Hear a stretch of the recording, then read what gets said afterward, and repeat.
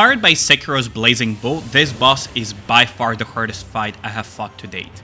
Allyane here with a guide for Behemoth. First and foremost, let's start with a very important note. If you use a rocket launcher, such as Christmas Maiden, in Phase 2 and 3, the right-hand side has lots of crystals and rocks on the ground. Those are actually breakable environment you can use to generate burst. As such, you can generate burst so much faster that will be key if you're using that style of team composition. You can also use the breakable environment in the background. Avoid using the ones on the right, of course, because you want to use those for burst generation, to proc Summer and Nissa's auto attacks and missiles when Behemoth goes off screen. That way you can get a little bit of extra damage when Behemoth just decides to fuck off to Narnia. Behemoth is a fight that has very little tricks, and is a lot about getting burst timings correctly. The rocks and the final phase QTE circles make or break the entire run, especially the final QTEs during the Red Lightning Storm. Before jumping into the phases and breaking down Behemoth, I will also add that Behemoth is a fight that is incredibly scripted. As such, all of the timings and all of the mechanics that I will break down happen in that exact order. It will never change, it will never vary. You will always have that exact same order of mechanics throughout the entire fight until the end. As such, we're going to break down everything in order so that you guys can just follow along and learn Behemoth as we go. I'll also add that hardware difference is actually a thing on this fight. As you can see, the side-by-side comparison between one of my viewers, shout out to Tuni, and myself, the rock toss due to frame rate differences has different types of delay, which can essentially make it very difficult for me to teach you the exact timings due to these hardware differences. You will have to play and test with your own hardware to see how the timings play out for you. So let's start with the phase 1, if we can even call that a phase, to be honest. So Behemoth will start with 2 volleys of shots from her Gatling gun. The first volley, then a brief pause, and then a second volley. The Gatling gun will always target the highest attack Nikke. Assuming you burst fast enough with Cinderella, she will be the target of both volleys. The first volley can be fully soaked by her decoy, so you don't need to cover that. However, I heavily recommend covering the second volley, since that volley can bring Cinderella down to lethal ranges. After firing those volleys, she will shoot 4 sets of missiles. Those missiles can be both iframed and destroyed, and for the first 2, it is possible to destroy them with the tail end of your burst. The remaining 2, I recommend just straight up iframing them, that way you can do significantly more damage on Behemoth. There is, however, an important note to take here. Depending on the angle, in this case the Nikke position targeted by the missiles can hit both the Nikke and the cover, basically being impossible to iframe. In those cases, if it does too much damage, you can just reset and just take it as poor RNG, or you can just try to see how far you can get with just that. Afterwards, somewhere in the ballpark of 2 minutes 37 seconds remaining on the timer, which is roughly when the last missiles land, Behemoth will transition into her second phase. Oh boy, Behemoth Phase 2, let us begin with this. Upon entering Phase 2, Behemoth will start her animation to throw the rocks. Behemoth will throw 2 rocks with a decently large delay between them. These rocks cannot be iframed, as such you have to destroy them by doing damage to them. They don't take X amount of hits, they actually take raw damage. With enough power, you can actually cleave both Behemoth and break the rocks at the same time. The rocks deal massive amounts of damage, so during a run, you can most likely afford to only face tank 1. After the rock tosses, Behemoth will then toss 2 sets of missiles simultaneously. You can in theory iframe them, but I personally would recommend just straight up breaking them. She will then follow up that with yet another 2 rock tosses. After those rock tosses, she will generate an elemental shield, which can only be interrupted with electric-coated Nikkes. Not interrupting those circles is basically not an option because it will instantly wipe you.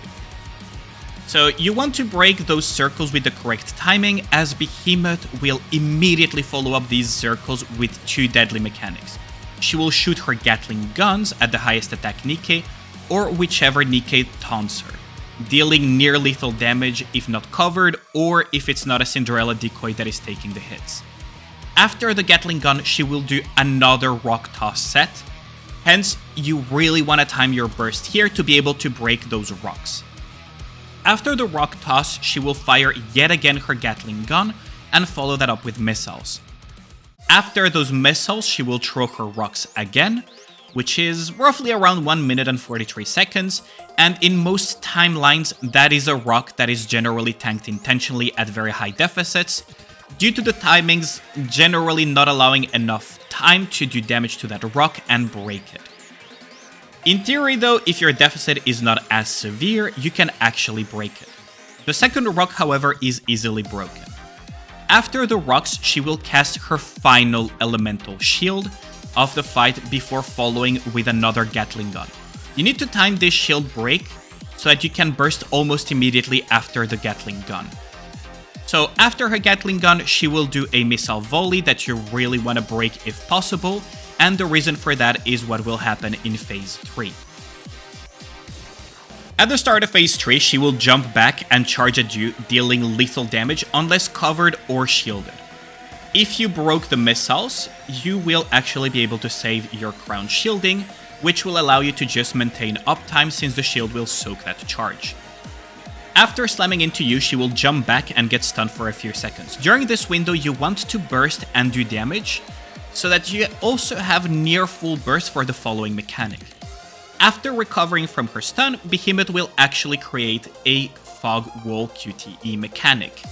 The central circle is significantly beefier than the rest. As such, you can instantly break all the circles with a rocket launcher such as Christmas Maiden, and wait out the full burst to break the central QTE at the last second. If you're not running rocket launchers such as Christmas Maiden, you can just break the circles and then wait out your full burst to break the central circle. The reason for this delay is that you want to squeeze in a burst as soon as you come out, since Behemoth will be stunned again for a few seconds. After recovering from her stun, Behemoth will jump back and do the most important mechanic of Phase 3. She will do an unavoidable red lightning attack that will take down massive amounts of HP every second you have not destroyed the interrupt circles. However, no matter what you do, you will still have to tank some of those ticks before the circles appear, and when you break and in between the two sets of circles she will spawn. As such, for this mechanic, you want to have full burst to break those circles instantly, and you want to be as high HP as possible. After that mechanic is done, she will charge at you doing lethal damage if not covered or shielded, and then fuck off to Narnia off screen. After she comes back, she will start yet another Fog Wall QTE, and continue the cycle of Fog Wall into self-stun, into Red Lightning, into charge, until you either kill her or she kills you. Some additional notes for Phase 3 is that if your CP deficit is not as severe, you can run Naga, for example. With Naga, you can technically ignore at lower deficits all of the Red Lightning damage and just focus on Behemoth. The combination between Rouge and Naga will allow you to out-heal the damage from the Red Lightning. As such, you can just ignore it and just continue your uptime on her, delaying the following Fog Wall QTE. So, what are the standout Nikkes for this fight? Well, the standout Nikkes are Cinderella, Rouge, Summer Anise, Christmas Maiden, and Crown. You can see that there is basically an entire team composition there, and that is the highest deficit composition for this type of fight for clearing. Now, another team that was used with a little bit less deficit substitutes Crown with Naga. For the reasons mentioned previously, Naga will allow you to heal up and basically out-heal the Red Lightning damage. It is lower damage, but it is significantly higher survivability. Behemoth is a very tight fight, so the higher the deficit, the less flexible the current teams are. The best Nikkes you can use besides those are Treasure Helm, of course, because of the Phase 2 treasure, and also your best neutral damaging Nikkes, such as Scarlet Black Shadow, Alice, Red Hood, whatever is your strongest neutral damage dealing Nikke. The most important thing to keep in mind is to always have at least one electric coated Nikke that can break the elemental shield QTEs. And this will conclude my guide for Behemoth. If you enjoyed this guide, please drop a like and a subscribe to show support and tell me that you want more of this type of content in the future. With that out of the way, Allyane out, and I'll catch you guys on the next guide.